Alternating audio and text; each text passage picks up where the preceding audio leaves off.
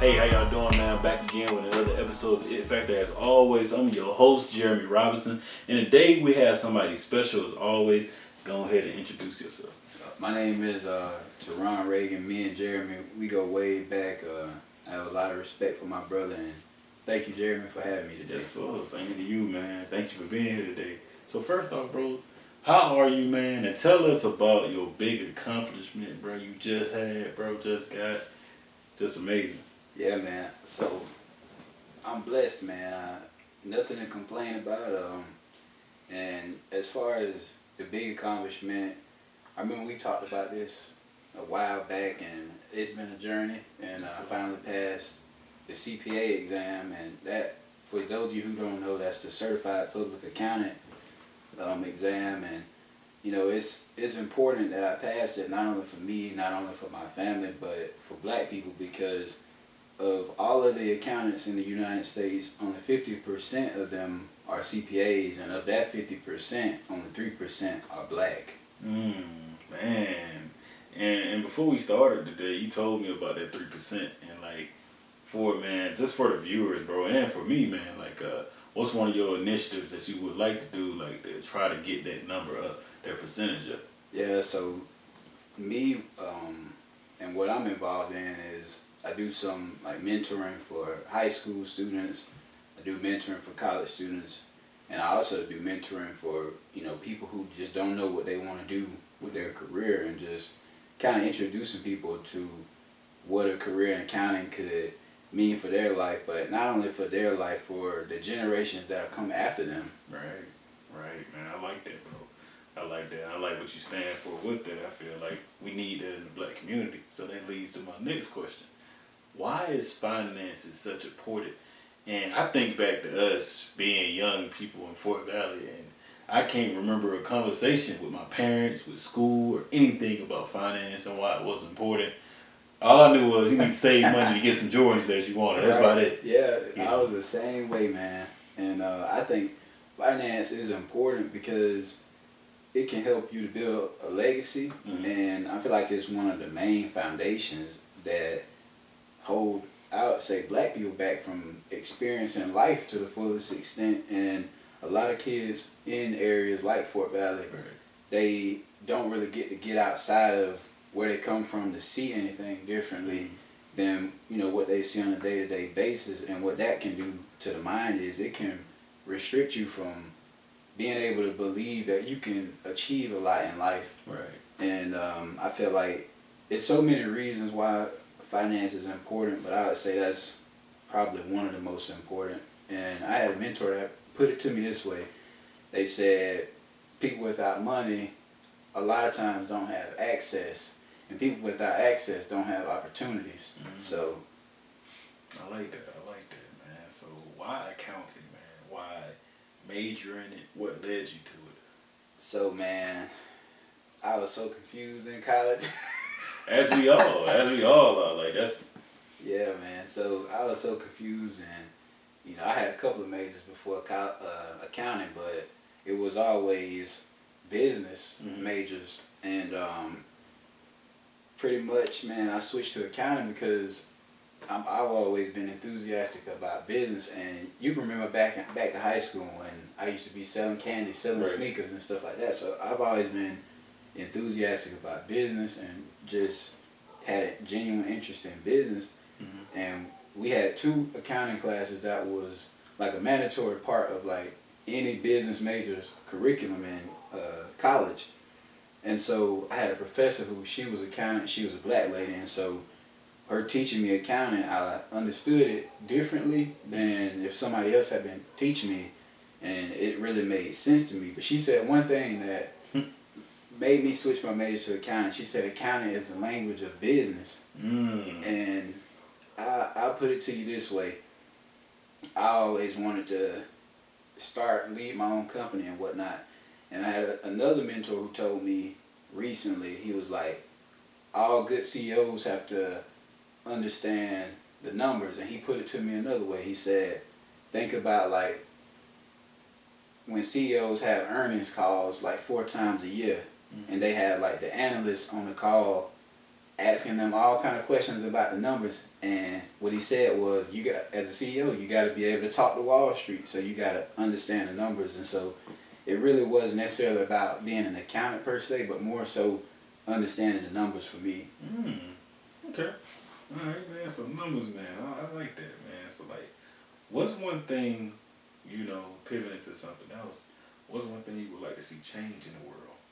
Man, I would love to see more of our people getting that access and opportunity, and I would definitely say I would love to see more of our people being like financially literate, and you know, just understanding how money works. And I want it to be just something that's so common that it's not like nowadays it's like a new discovery, like when you learn something about finance that other people might have known for 100 years already. Right. I want it to be that way for us, where it's like, oh yeah, we know that already.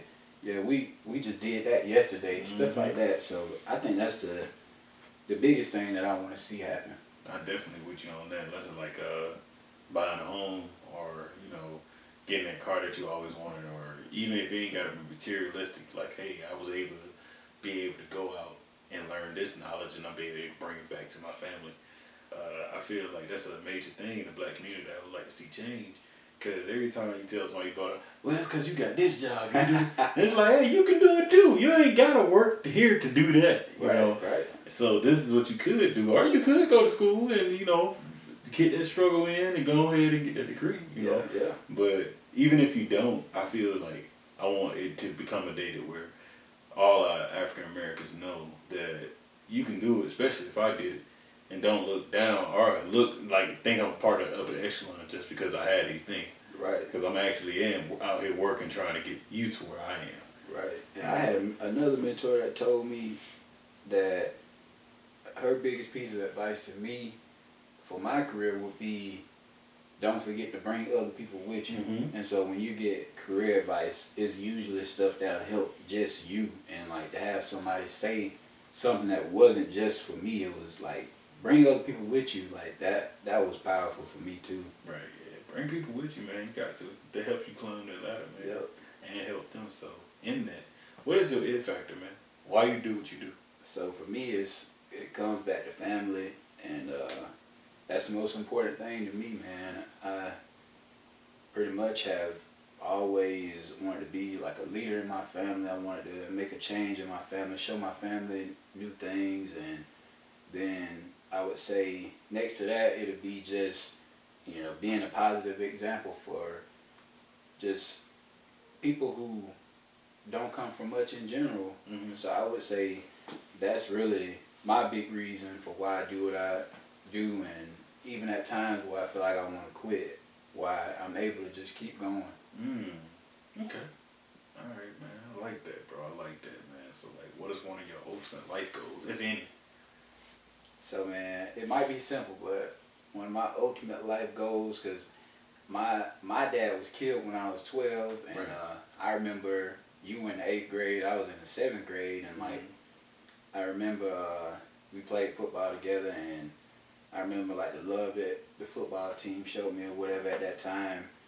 But and I won't say that my father wasn't a good father, because he was, but I didn't have a father most of my life, and so my big life goal is, like I said, it sounds simple, but I just want to be the father that I never had to my kids when I get them. So I'm the same with you, bro. I'm the same with you, man, because I also grew up without my father, and of course he's living and he's around and things of that nature, but he wasn't around for me. So I definitely, that's one of my goals as well, on down the line, once I have kids, to be the best father I can. And especially have, you know, Uncle Taron come around, you know, so he can drop some of that knowledge on me. Got to, man. So I love that, bro. I love that, man. So one of the questions I like to ask, man, is I feel like you always got to find out and go back a little bit to you going to Kennesaw State University. Yeah. What went into that, and how was that experience? Man, honestly, it wasn't like a crazy process for me deciding what school I wanted to go to. I knew I wanted to go to a school close to Atlanta just because I knew like the business community in Atlanta is big, and it was a lot of opportunity.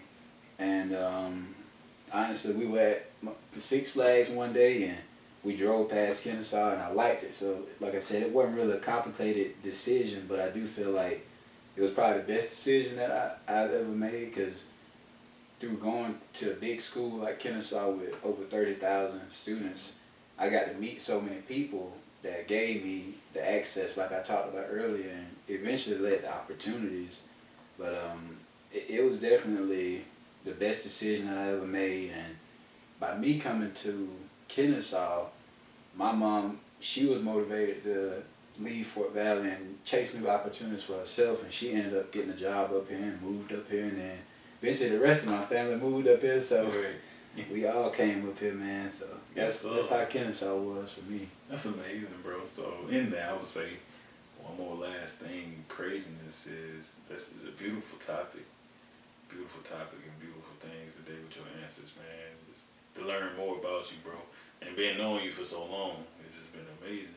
But just an open topic, man, of some things you think that our viewers should know, and something you probably think you wish you would have known growing up. Yeah, so I'll say two things. The first one is, it's kind of like a financial tip, and it's something that I do. I learned it probably 3 years ago, going on 4 years. I learned it like back in 2018, and when you first get a job, and like they say, fill out these documents, two of the most important that you should pay attention to is the W-4, which is for federal income tax, and then the G-4, which is for Georgia state income tax. And every state will have its own like state income tax document. Ours is just called the G-4. Right.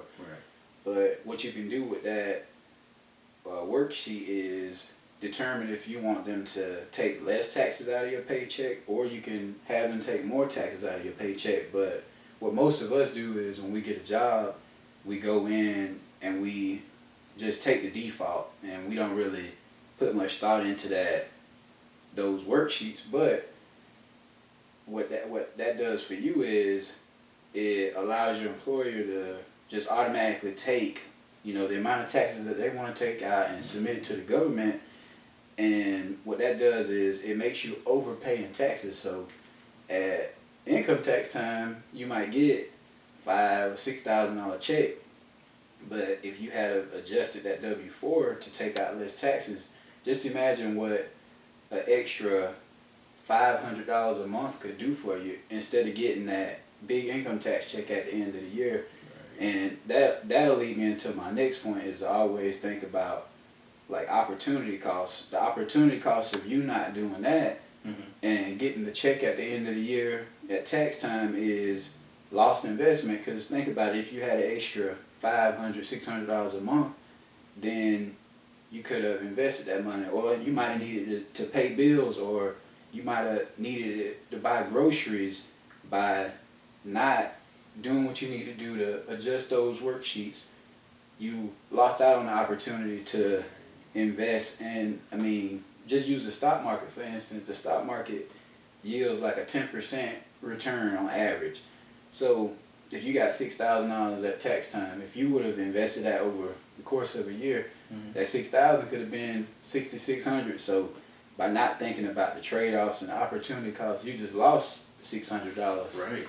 So those are two things that I learned that I feel like anybody could think about and implement like right now. In their life right now, yeah, because like we was talking about, man, short term versus long term. Yeah.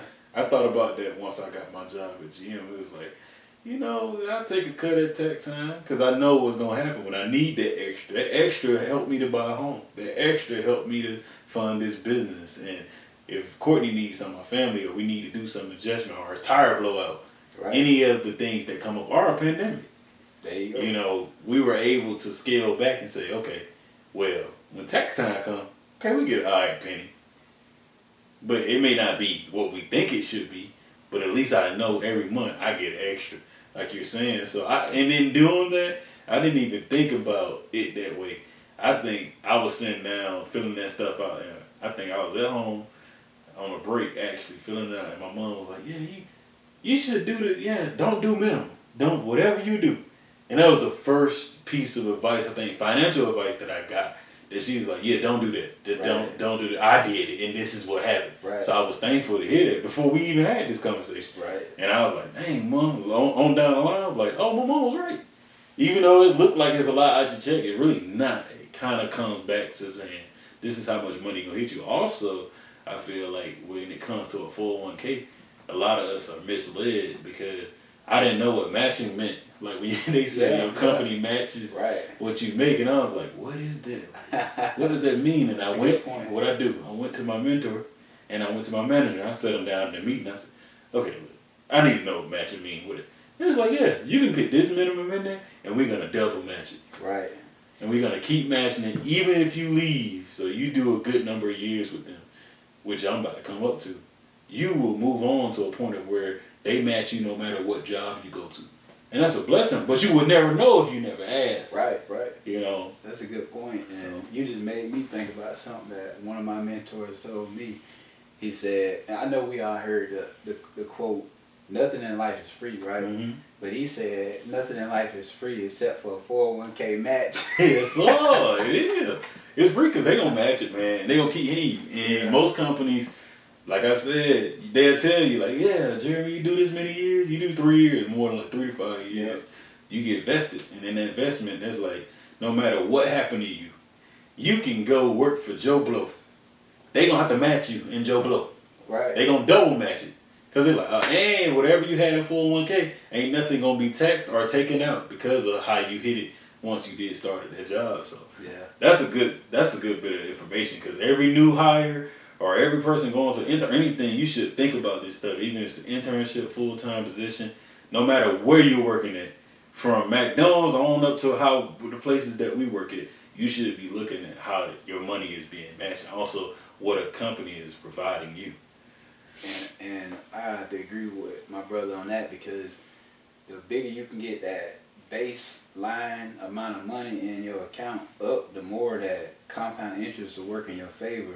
Because think about if you have $10,000 in an account that earns 10%, that's what, $1,000. But if you can get up to the place where you have $100,000 that earns 10% in a year, that's $10,000 that you made. So. And it racks up, man. It racks up. So it's an amazing thing, bro, when it comes to the numbers. And it comes to how it's so beneficial to our lives. But in that, I would say, do you have any questions for me? Yeah, man. I'm going to throw one of your questions back on you. What's your it factor? Why do you do what you do? And what's one big thing that you want to see happen in the world? My big thing, man, like I told you, doing research and writing this book, man, The Art of Networking, just my big thing is bringing people together, being able to, network and see how to bring the next person up and see how to help your dreams come true as well. Because, our gift on this earth is to help other people. That's what, we pay to live here. Yeah, that's why I feel like if you're not helping other people, what are you doing? Yeah. So I would definitely love that. That's why I created the It Factor, bro, and that's why I keep going for it. And also, that's my motto, changing the narrative. And changing it from looking at, oh, this is a black male, he do this, he got tattoos, or whatever you may see, or whatever that stigma may be. It's like, no, I'm a black male, I got a show to help other people. How about you do it too? Or if you see a profession that you like to do, or you don't see it on here, tell me, man, so that you can get involved. So that's my biggest thing, man. That's my It Factor. And I just do what I do for others, man, and myself, just my family, to know that, I just want everybody to know that I'm here to help you. And, hopefully you'll do the same. Oh, yeah, of course, man. And I appreciate that, and I'm sure the viewers appreciate that, man. And I appreciate you. Yes, sir. Thank you, bro. Well, that's it.